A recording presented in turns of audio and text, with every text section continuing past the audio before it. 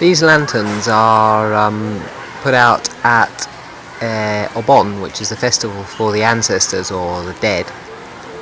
And as you can see, they're decorative and often round balls, and they within them they have sort of lights glowing and rotating.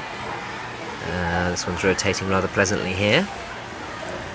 This one here, yeah, they're often inside them. They're sort of like glowing balls of light, and they're put out at Obon when the spirits of the ancestors are said to come back to the house.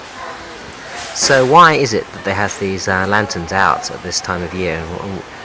What is their significance?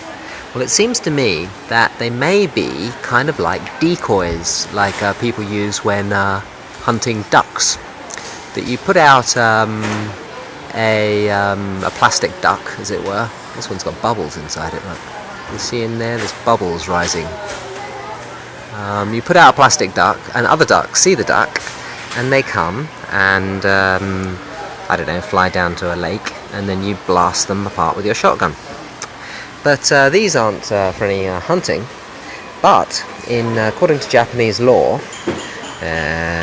humans are, after they've died, they turn into hitodama, which means a human ball, and the spirit is conceived of as being a sort of a ball of light.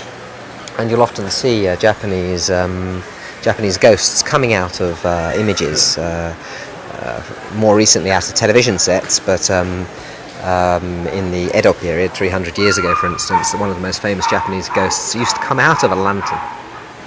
But ghosts are conceived of as being balls of light, and there's association between ghosts and, for instance, fireflies. So humans become glowing balls, and I think that that's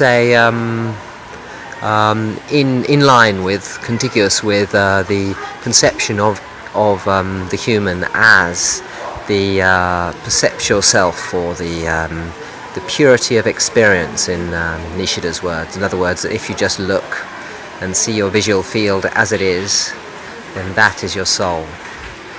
The mirror of the sun goddess is another expression for it.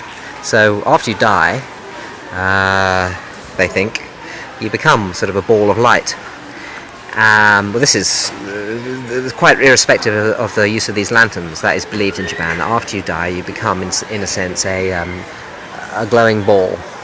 And so these glowing balls with lights inside them perhaps are then representative of those things which they hope will return to the ancestral home. In other words, they are sort of like decoy spooks